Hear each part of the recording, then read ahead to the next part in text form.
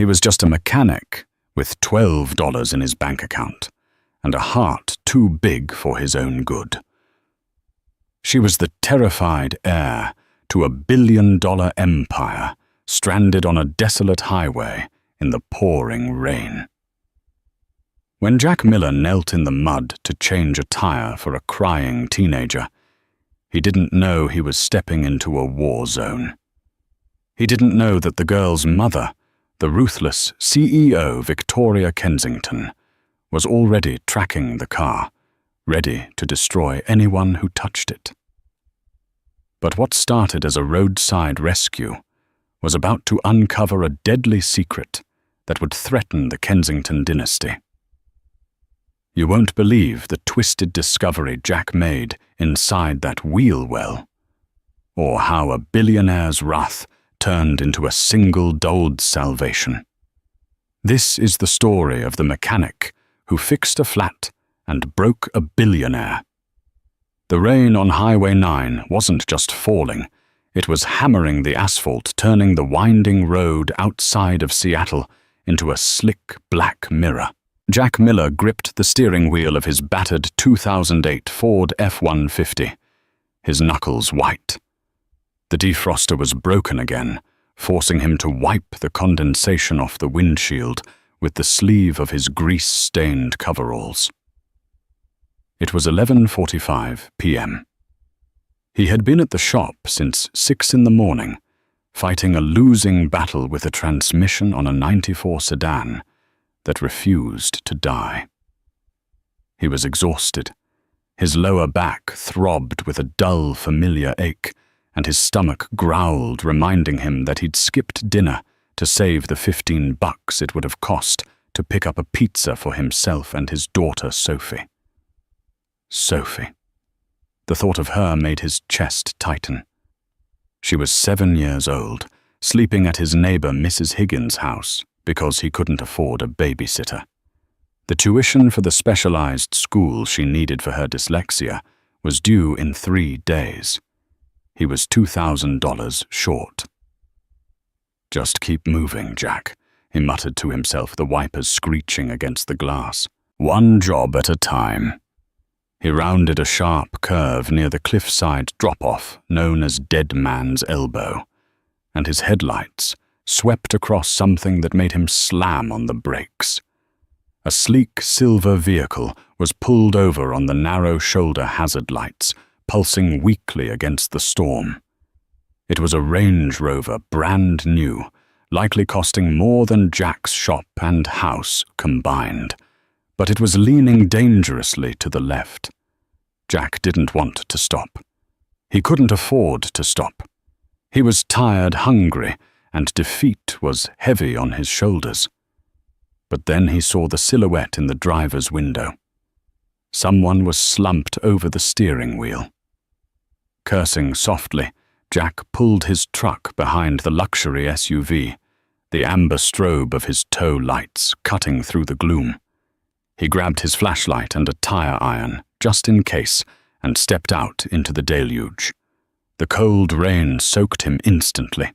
He walked up to the driver's side and tapped on the glass. The figure inside jumped. The window rolled down 3 inches, revealing a pair of wide, terrified blue eyes. It was a girl no older than 16 or 17. She was shaking so hard her teeth were chattering, and her face was streaked with mascara and tears.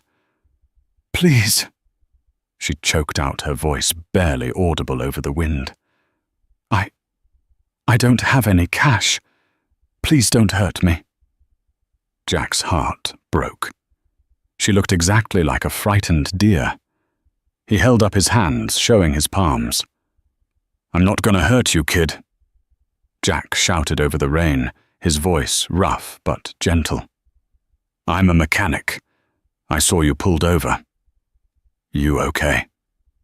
The girl sniffled, wiping her nose on the sleeve of a cashmere sweater that probably cost $1,000. I hit something. The car started shaking and then it just pulled me off the road. I think the tire exploded." "Let me take a look," Jack said. Stay in the car. Lock the doors until I come back." He walked around to the rear driver's side. The tire was shredded. It wasn't just flat. It was decimated. The rim was grinding into the mud. Jack knelt, the icy water seeping through his knees. He pulled his flashlight closer to inspect the damage. It looked like a standard blowout, probably a sharp rock or debris. He sighed. He could change this in 10 minutes, get the kid on her way, and get home to Sophie. He went back to his truck, grabbed his heavy-duty jack and the lug wrench.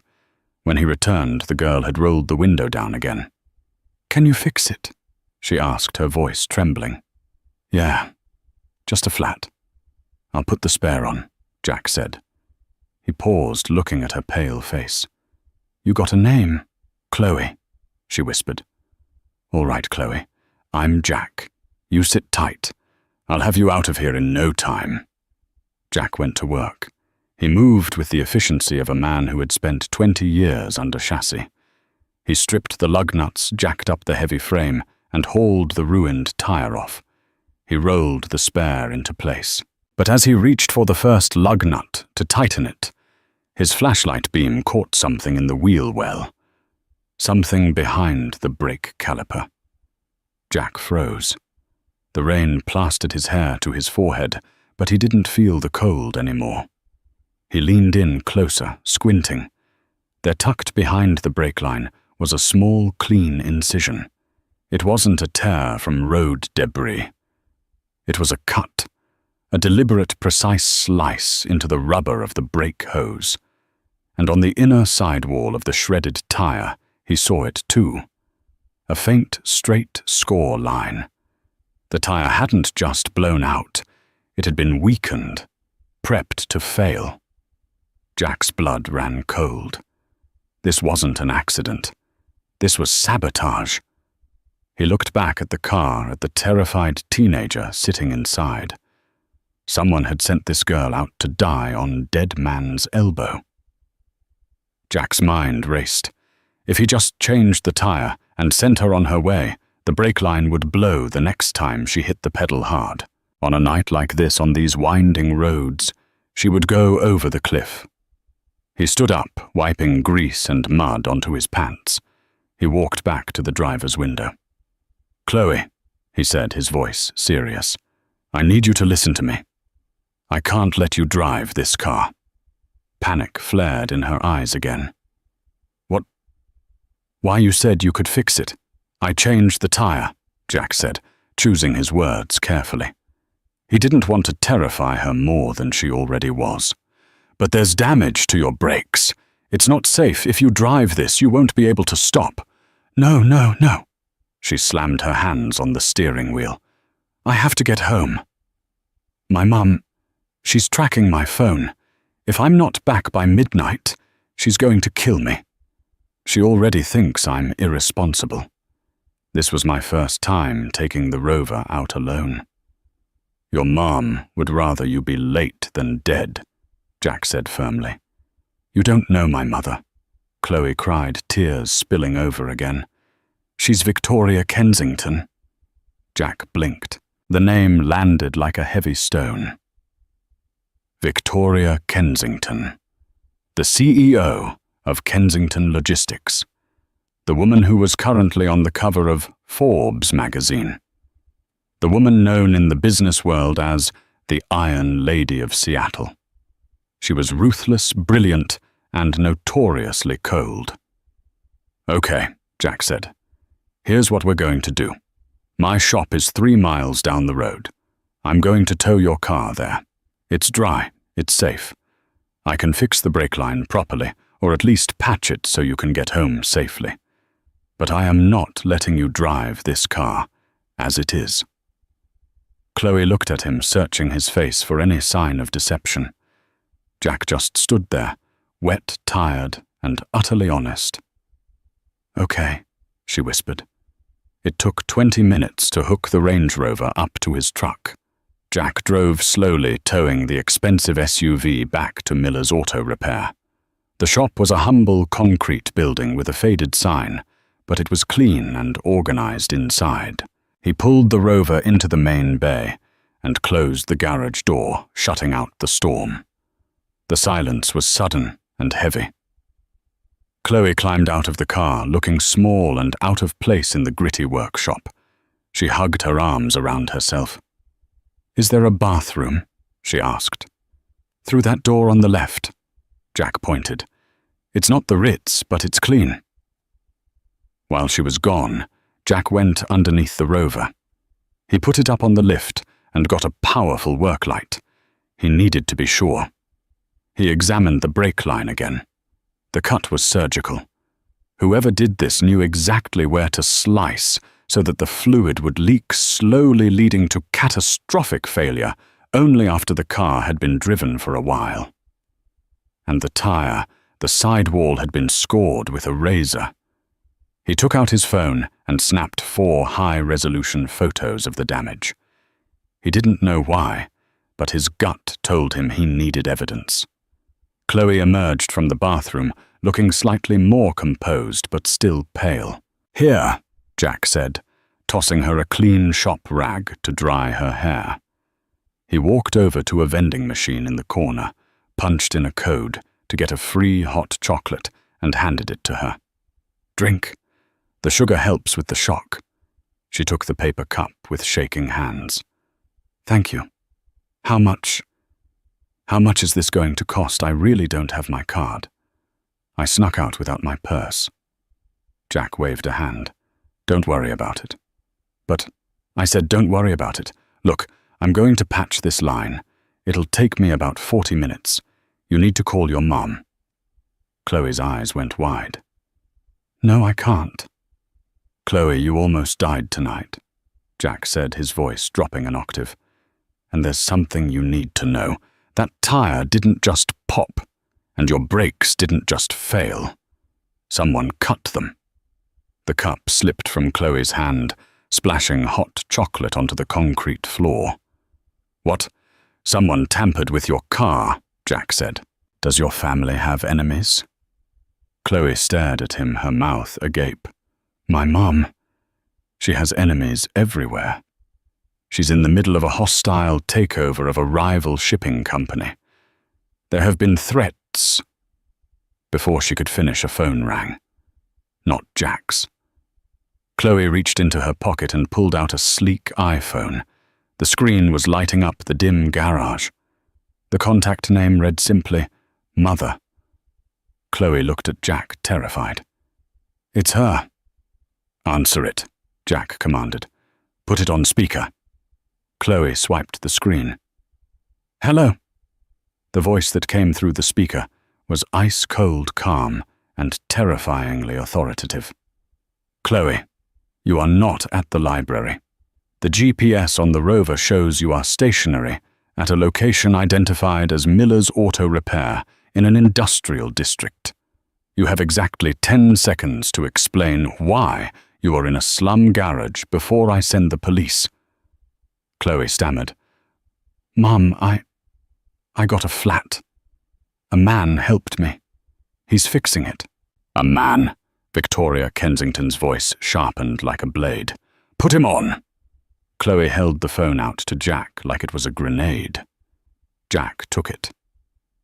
"Mrs. Kensington," Jack said, keeping his voice steady. "This is Jack Miller. I'm the owner of the shop.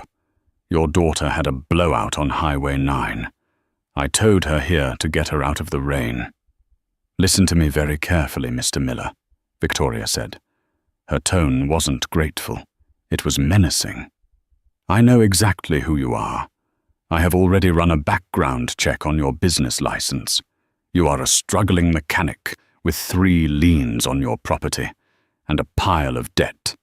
If you think you can scam my daughter by slashing her tires and then playing the hero for a payout, you are sorely mistaken." Jack's jaw tightened. "Lady, I didn't slash anything. I saved her life." "I am 5 minutes away," Victoria hissed. "If there is a single scratch on my daughter, or if you try to extort me for 1 penny, I will bury you. I will burn your little shop to the ground and have you thrown in prison for kidnapping. Do not move." The line went dead. Jack handed the phone back to Chloe. He looked at the girl, then at the half-repaired brake line. "Well," Jack muttered, grabbing his wrench. "If I'm going to prison, I might as well fix the damn brakes first." He went back to work with a fury. He had 5 minutes before the devil walked through his door. He had to have the car ready. He had to prove he wasn't the bad guy. But as he tightened the clamp on the brake line, he heard the roar of an engine outside. Not just any engine.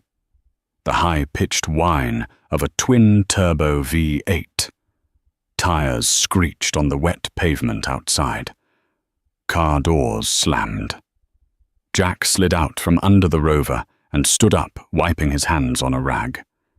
He stood in front of Chloe, shielding her instinctively. The garage door button was hit from the outside remote. Chloe must have unlocked it. The metal door rattled up. Standing there framed by the rain and the headlights of a black Mercedes G-Wagon was a woman. She was tall, wearing a trench coat that looked like it cost more than Jack's truck. Her blonde hair was pulled back in a severe, perfect bun. Behind her stood 2 men who looked less like chauffeurs and more like ex-military security. Victoria Kensington stepped into the grease-stained garage. Her eyes scanned the room, landing on Chloe, and then locking onto Jack with the intensity of a sniper scope. She didn't look like a mother concerned for her child. She looked like a CEO arriving to liquidate an asset. "Get away from her," Victoria said softly. Jack didn't move. He held up the cut piece of brake hose he had removed. "You can threaten me all you want, Mrs. Kensington," Jack said, his voice calm despite the adrenaline dumping into his system. "But you might want to look at this first, unless you want your daughter dead by morning." Victoria paused. She looked at the rubber hose in Jack's dirty hand. Then she looked at his eyes. For a second, the silence stretched tight as a piano wire. Then one of the security guards stepped forward, hand reaching inside his jacket. "Step back, sir. Drop the object." "No," Jack said. He tossed the brake hose toward Victoria. It landed at her feet. "Look at the cut. Clean slice. Someone tried to kill her." Victoria stared at the hose on the floor. Her composure faltered for a fraction of a second. She looked up at Jack, really looking at him for the first time. "You're lying," she said, but her voice lacked its previous conviction. "Check the security footage of your driveway," Jack challenged. "Or check the GPS history. I found her on the cliff road. If I hadn't stopped, she'd be at the bottom of the ravine right now." Victoria signaled her guard to stand down. She picked up the hose with a manicured hand, ignoring the grease. She inspected it. She was an engineer by trade before she became a CEO. She knew what a cut line looked like. She went pale. "Mum!" Chloe stepped out from behind Jack. He bought me hot chocolate." Victoria looked at her daughter, then at the mechanic in the dirty coveralls who was standing his ground against a woman worth $4 billion. "Who are you?" Victoria asked, her voice a whisper. "I'm the guy who fixed the flat," Jack said. "And I'm the guy who's going to finish fixing these brakes so you can take your daughter home. And then, Mrs. Kensington, you're going to get the hell out of my shop."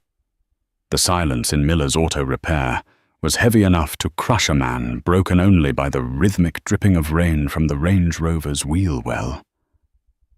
Victoria Kensington stood amidst the scent of oil and old rubber, her designer heels reflecting the harsh fluorescent lights. She held the severed brake line in her hand like it was a poisonous snake. "Briggs," she said, her voice devoid of emotion. The larger of the 2 security guards stepped forward instantly. "Ma'am, secure the perimeter. No one enters or leaves this shop. And get Sterling on the phone. Tell him I want a full diagnostic of the garage security logs at the estate. Someone accessed the garage between 4 and 6 p.m. today." "Yes, ma'am." Briggs stepped outside into the rain, phone already to his ear. Jack watched this unfold, his arms crossed over his chest.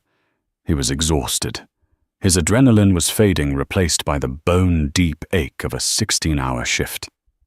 "I'm going to finish the job," Jack said, breaking Victoria's train of thought. He turned his back on the billionaire and knelt by the wheel.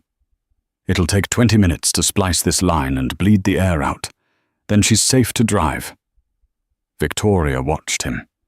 She was used to people scrambling for her attention, begging for her favor, or trembling in her presence. This man, this grease-covered mechanic with circles under his eyes, did none of that. He just worked. "Why?" she asked. Jack didn't look up as he wrenched the bleeder valve open. "Why what? Why did you call me? You could have fixed it. Let her leave, and I never would have known about the sabotage. Or you could have let her crash and claimed ignorance." Jack stopped. He wiped a smudge of oil from his cheek, leaving a streak of grime. He looked up at her. "I have a daughter. She's 7. If she was out there in the dark, scared and in a death trap, I'd hope someone would have the decency to stop. That's all." Victoria stared at him for a long moment. For the first time in years, she felt a flicker of something that wasn't calculation or suspicion. It was respect. She turned to Chloe, who was sitting on a stack of tires, sipping the dregs of her hot chocolate. "Chloe, get in the Mercedes. Briggs will drive you home. I'm staying here until the rover is fixed." "But, Mom—" "Go." Chloe scrambled up, gave Jack a shy, grateful wave, and hurried out to the waiting security vehicle. For the next 20 minutes, the billionaire, CEO, and the mechanic existed in a strange, quiet bubble. Jack worked with fluid precision. Victoria watched every move, her sharp eyes cataloguing his efficiency. Finally, Jack lowered the lift. He torqued the lug nuts to Spec, wiped the rim clean, and tossed the wrench onto his workbench. "Done," Jack said. "Brakes are solid. The spare is on. Don't go over 50 on it until you get a real tire." Victoria nodded. She reached into her handbag, a Birkin that cost more than Jack's annual revenue, and pulled out a checkbook. She uncapped a fountain pen. "What's your rate?" she asked. $85 an hour, plus parts. The hose fitting was $12. Brake fluid was $6. Jack did the mental math. "Call it $50. Victoria paused. She looked at the check she had already started writing.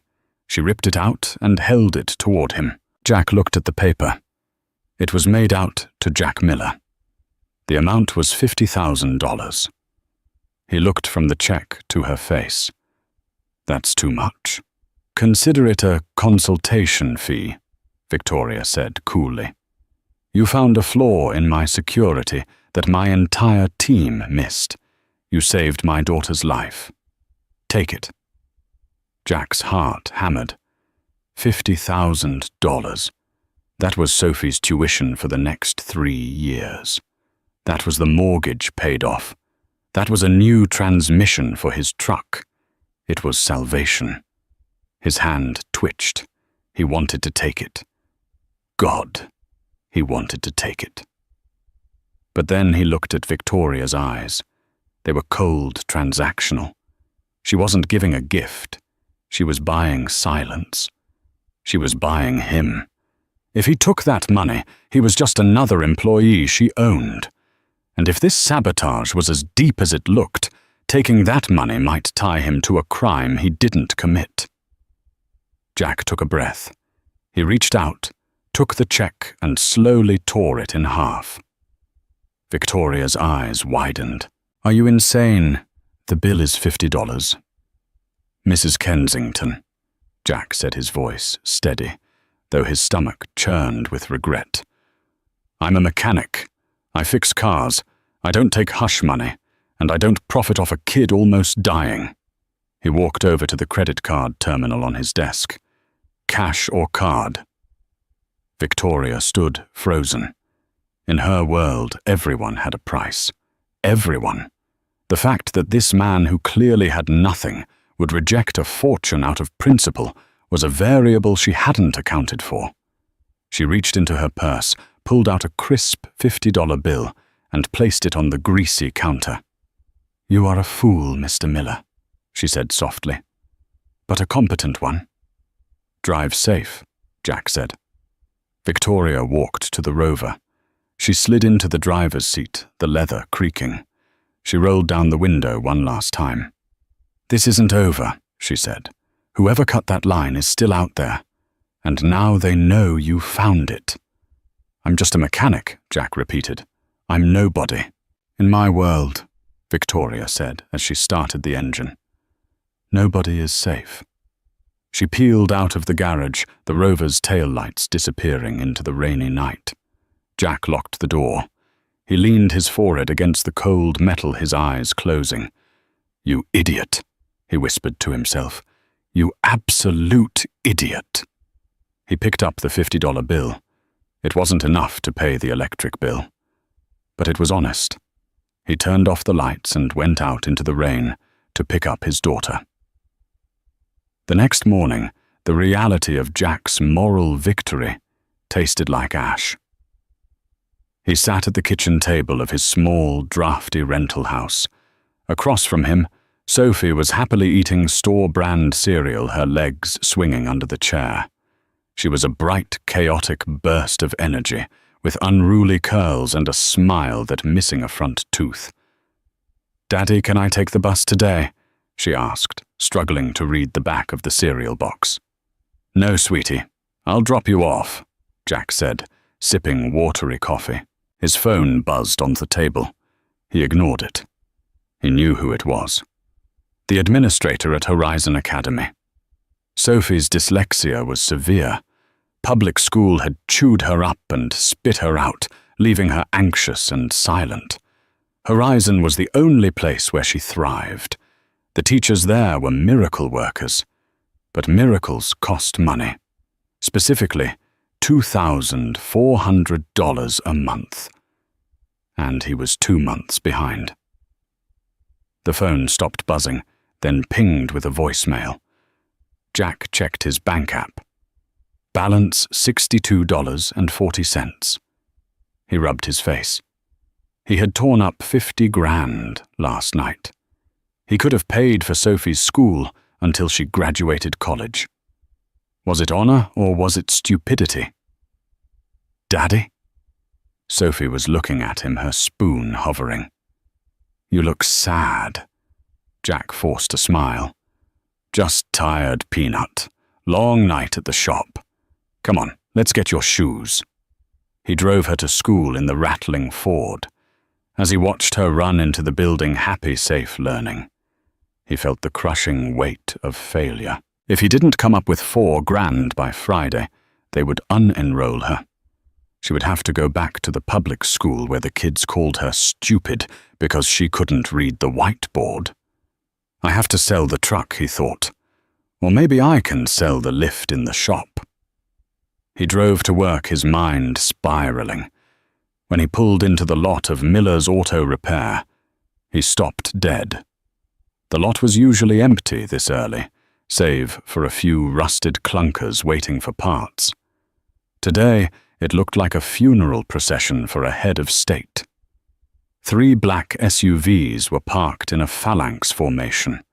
Standing by the garage door, looking entirely out of place in a grey bespoke suit, was a man Jack had seen on the news. It wasn't a security guard.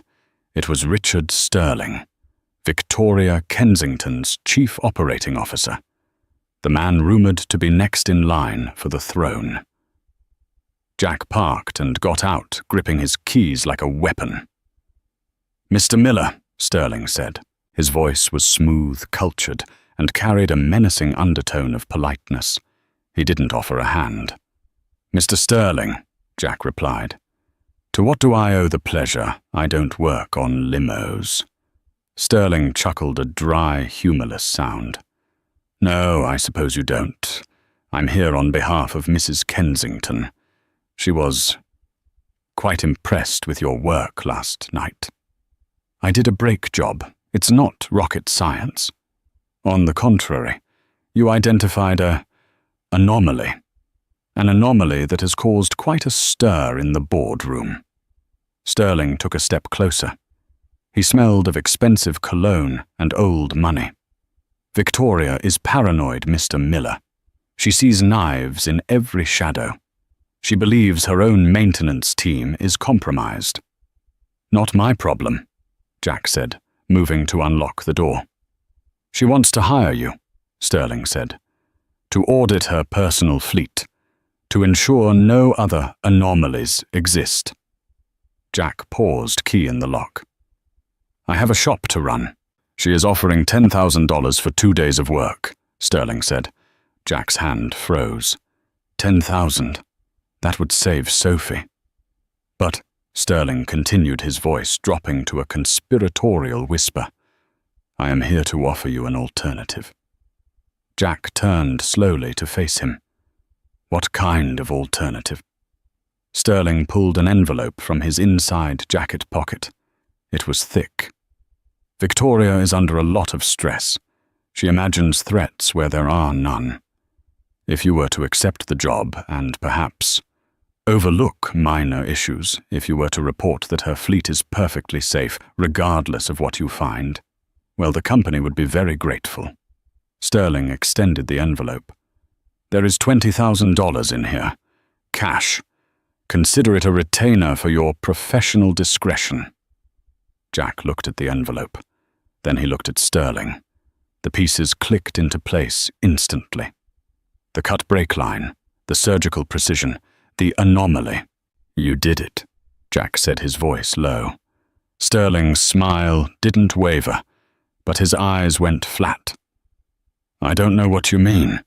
You cut the line on the kid's car, Jack said, anger bubbling up in his chest. You tried to kill a 16-year-old girl just to get to her mother. That is a slanderous accusation, Mr. Miller. I'd be careful. Get off my property, Jack said. Think about your daughter, Jack, Sterling said. Softy. The air left the room. Jack stepped forward, grabbing Sterling by the lapels of his expensive suit and slamming him against the side of the black SUV. The security detail moved instantly, hands reaching for weapons, but Sterling held up a hand to stop them. He wasn't scared. He looked amused. How do you know about my daughter? Jack growled, his face inches from Sterling's. I know everything, Jack. I know about the tuition. I know about the debt. I know you're a desperate man. Desperate men should take the money. Jack shoved him away. I'm not taking your blood money, and I'm going to tell Victoria exactly what you just offered me. Sterling straightened his jacket, brushing off invisible dust. Who do you think she'll believe, her business partner of 20 years, or the grease monkey who tried to extort her last night? She already thinks you're a hustler, Jack. I'm just confirming it.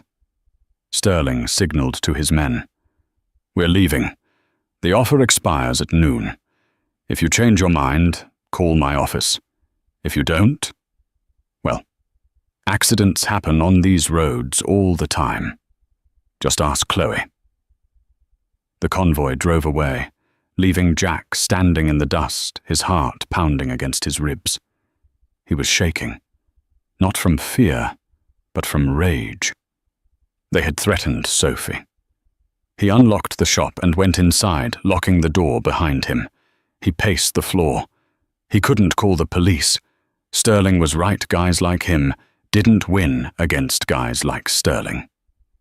His phone rang again. It wasn't the school this time. It was a blocked number. Jack answered it.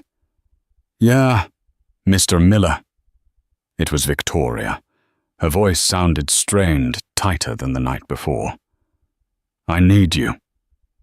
Your boy Sterling was just here, Jack said. I know, Victoria said. He told me he stopped by to vet you. He told me you asked for a bribe." Jack laughed bitterly. "Of course he did." "I didn't believe him," Victoria said. Jack stopped pacing. "Why not? Because you tore up my check last night. A man who tears up $50,000 doesn't ask for a bribe the next morning." There was a pause, a moment of vulnerability. "Jack, I'm at my estate. I found something in the garage. Something disturbing. I can't call my security. I can't call the police. I need someone who isn't on the payroll." "Sterling threatened my daughter," Jack said bluntly. Silence on the line. Then Victoria's voice came back cold as liquid nitrogen. "If you come here and help me prove it, I will destroy him, and I will make sure you and Sophie never have to worry about money again. I promise you on my life." Jack looked at the photo of Sophie he kept taped to his toolbox. She was smiling, missing that tooth. He was entering a war zone. He was a mechanic with a wrench against a billionaire with an army. But they had threatened his little girl. "Text me the address," Jack said. "I'm on my way." The Kensington estate wasn't just a house. It was a fortress built of limestone and old money, perched on a bluff overlooking the Puget Sound. Jack's Ford F-150 rattled up the half-mile driveway, passing manicured hedges and statues that probably cost more than his entire neighborhood. He felt exposed. The mud on his truck seemed to scream that he didn't belong here. He reached the main gate. A camera swiveled to look at him. The gate clicked and swung open without a word. Jack drove through his hands, sweating on the wheel. He pulled up to a massive detached garage that looked more like an aircraft hangar. The doors were already open. Victoria was waiting for him. She had traded her power suit for dark jeans and a black turtleneck, but she still looked like she could command an army. She stood next to a 1967 Shelby Cobra. Her arms crossed her face pale. Jack killed the engine and stepped out. The silence here was different than the shop. It was heavy, suffocating. "Thank you for coming," Victoria said. Her voice was quieter here, stripped of the boardroom bravado. "You said you found something," Jack said, grabbing his tool bag. He didn't have time for pleasantries. Victoria gestured to the rows of gleaming metal behind her. "This is my husband's collection. He passed away 3 years ago. I've kept them maintained, or so I thought. I came down here this morning to clear my head after last night. I took the Cobra out for a drive on the estate grounds." She pointed to the front left wheel of the blue convertible. "The steering seized," she said. "I was only going 20, so I managed to stop. But if I had been on the highway—" Jack walked over to the Cobra. He dropped his bag and shone his light into the suspension. He ran his hand along the steering linkage. He felt it immediately. The tie rod end hadn't just worn out. The castle nut that held it in place was missing its cotter pin. It had been loosened just enough to vibrate free after a few miles of driving. "This wasn't an accident," Jack said, standing up. "Someone removed the safety pin." "I have a full-time mechanic," Victoria said, her voice trembling with suppressed rage. "His name is Arthur. He's been with us for 20 years. I called him an hour ago. His number is disconnected. His house is empty." "Sterling got to him," Jack surmised. "Either paid him off or scared him off." "Why?" Victoria asked, leaning against a workbench. "Why kill Chloe?" "Why try to kill me? Sterling is rich. If I die, the company stock tanks. He loses money." Jack looked around the garage. There were at least 20 cars here. Ferraris, Porsches, vintage Mercedes. Millions of dollars in rolling art. "It's not just about killing you," Jack said slowly, his mind working through the mechanics of the crime. "If you or Chloe died in a crash, what's the first thing the police do?" They investigate the car, Victoria said. Exactly. And if they find one cut brake line, maybe it's murder. But what if they check the other cars? What if they check this Cobra and that Porsche? Jack walked over to a pristine, white Porsche 911. He popped the hood, the trunk in this case, and checked the master cylinder. The fluid was dark, old. He checked the tires. They looked new, but when he checked the date codes on the sidewall, they were 10 years old, expired hard as hockey pucks, dangerous. He checked a third car, a Mercedes SL. The brake pads were worn down to the metal, but someone had painted the backing plates to look new.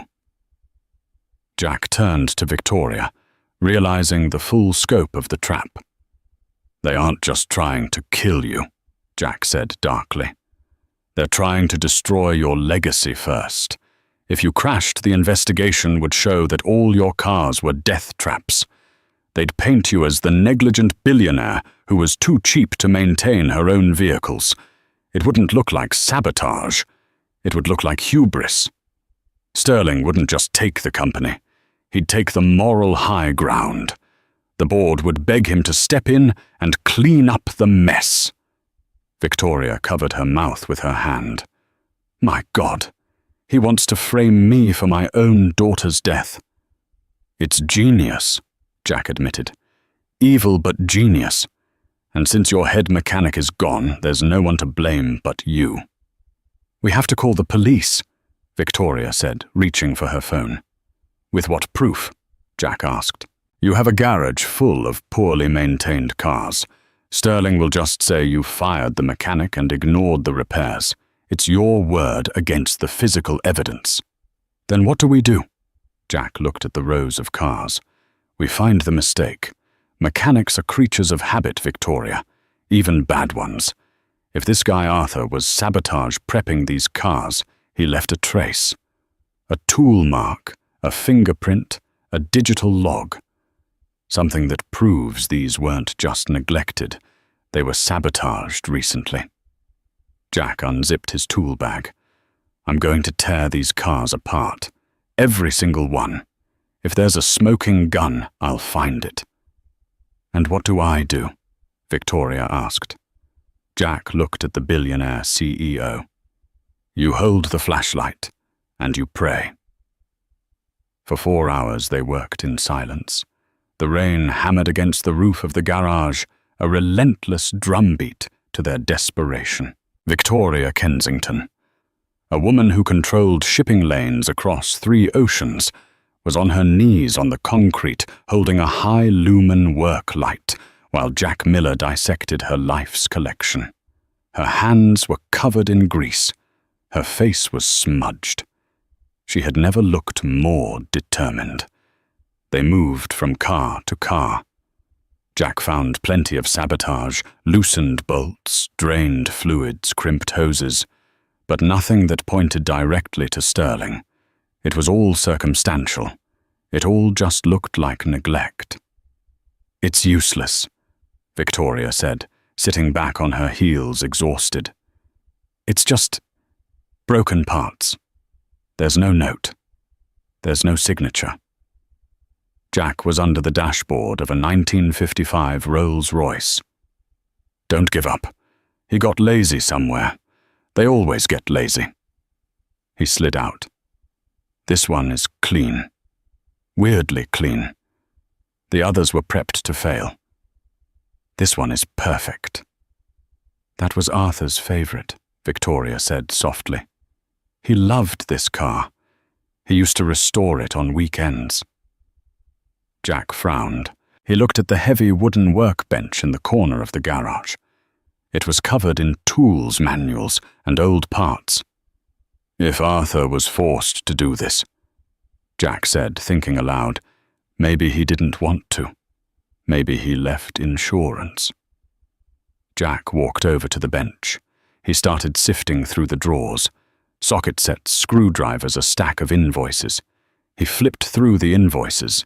They were all standard, parts orders from reputable suppliers. Nothing, Jack muttered.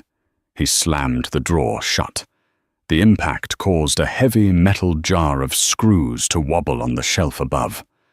Jack looked at the jar. It was an old coffee tin, rusted and greasy. It looked like every screw jar in every shop in America. But something caught his eye. The label. It was an old label for a brand of coffee that hadn't been sold in 20 years. But the tape holding the lid on was fresh, clear packing tape. Jack grabbed the jar. He shook it. It didn't rattle like screws. It thudded. He ripped the tape off and dumped the contents onto the bench. It wasn't screws. It was a bundle of USB drives. 3 of them, and a folded piece of grease-stained notebook paper. Victoria gasped, rushing to his side. "What is that?" Jack unfolded the paper. The handwriting was shaky, hurried. "Mrs. Kensington. They have my wife. They said if I didn't rig the cars, they'd hurt her. I had no choice. But I recorded everything. Sterling met me here on the 14th, the 22nd, and last night. The audio is on the drives. He told me exactly what to cut. He told me to start with the Rover. I'm sorry. I'm so sorry. I'm running. But I'm leaving this just in case." Arthur Jack looked at Victoria. Her eyes were wide, filling with tears. "We got him," Jack whispered. Victoria grabbed one of the USB drives. "We need to listen to these. Now!" She ran to a laptop sitting on a diagnostic cart. She plugged the drive in. A file window popped up. Dozens of audio files. She clicked the most recent one. The sound of the garage echoed through the laptop speakers. Then a voice, unmistakable, smooth, arrogant. "Make sure the cut on the Rover is behind the caliper, Arthur. I want it to bleed out slowly. She needs to get to the highway before it fails." Then Arthur's voice, trembling. "Mr. Sterling, please. She's just a girl. It's too dangerous." "That's the point," Sterling's voice sneered. "Do it, or we pay a visit to your wife at the nursing home. I hear the stairs there are very steep." Victoria slammed the laptop shut, her hand shaking violently. "That monster, that absolute monster." "We have enough," Jack said, grabbing the drives. "This is conspiracy to commit murder, extortion, sabotage." "He's done." "We have to get this to the police," Victoria said. "We have to leave. Now." Jack nodded. "Let's take my truck. They might be watching the main gate, but I noticed a service road on the GPS when I came in." "Yes," Victoria said, grabbing her purse and the drives. "The delivery entrance. It exits onto the back road." They ran to the F-150. Jack threw his tool bag in the back. Victoria jumped into the passenger seat, a seat usually occupied by empty coffee cups and Sophie's toys. Jack fired up the engine. It roared to life, a rough, comforting sound. He threw it into gear and peeled out of the garage tires, spinning on the wet pavement. "Go right," Victoria shouted. Jack swung the truck around the side of the mansion, heading toward a narrow gravel lane that disappeared into the dense pine forest surrounding the estate. They were moving fast, bouncing over potholes. Jack gripped the wheel, his eyes scanning the trees. "We're going to make it," Jack said. "We're almost to the road." They rounded a bend, the exit gate coming into view. And then Jack slammed on the brakes. Blocking the narrow road parked sideways with its lights off was a massive black SUV. Standing in front of it, holding a silenced pistol, was Briggs, the head of security. And behind him, leaning casually against the hood, was Richard Sterling. "Damn it," Jack hissed. "He knew." Victoria grabbed Jack's arm. "Reverse. Go back." Jack shifted into reverse, but as he looked in the rearview mirror, he saw another set of headlights pop on behind them. Another SUV blocked the retreat. They were boxed in. "Lock the doors," Jack said, his voice surprisingly calm. "Jack," Victoria whispered, her voice laced with terror. "They're going to kill us." Jack looked at the glove box. He didn't have a gun. He was a mechanic. He had a tire iron under the seat and a flare gun in his emergency kit. He looked at Victoria.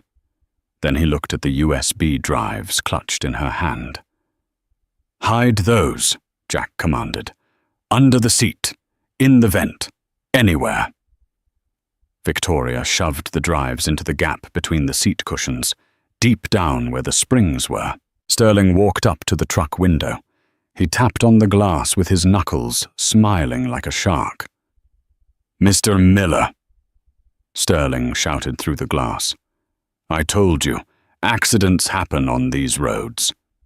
Jack looked at Victoria. "Do you trust me?" Victoria looked at him. Really looked at him. "Yes." "Buckle up," Jack said, "and put your head down." Jack didn't roll down the window. He didn't unlock the door.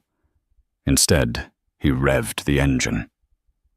The old Ford 5.8 roared, protesting the abuse. Sterling's smile faltered. He stepped back.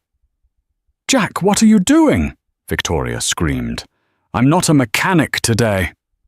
Jack yelled over the engine. "Today I'm a battering ram." Jack dropped the clutch. The truck didn't go forward. Toward Sterling, it went right. Jack jerked the wheel hard, aiming the truck directly at the dense forest wall away from the road, away from the SUVs. The truck jumped the ditch, smashed through a wooden fence, and plunged into the dark woods. Branches whipping against the windshield, like cracks of a whip. "Get after them!" Sterling screamed behind them. The chase was on. But Jack Miller wasn't driving a luxury SUV on a paved road. He was driving a rust bucket 4x4 on home turf. And he was angry. The forest was a blur of pine needles and shadow. Jack wrestled the steering wheel of the F-150, his forearms burning. The old suspension groaned as the truck vaulted over roots and slammed through underbrush, but it held. Behind them, the pristine black SUVs were struggling. They were built for the highway, not for bushwhacking through the dense Pacific Northwest timber. "Hang on!" Jack shouted as the truck fishtailed in the mud. Victoria braced herself against the dashboard, her face white, but her eyes fierce. She wasn't screaming. She was calculating. "They're gaining on the left flank," she said, checking the side mirror. "Briggs is trying to cut us off before the service road." "Not on my watch," Jack gritted out.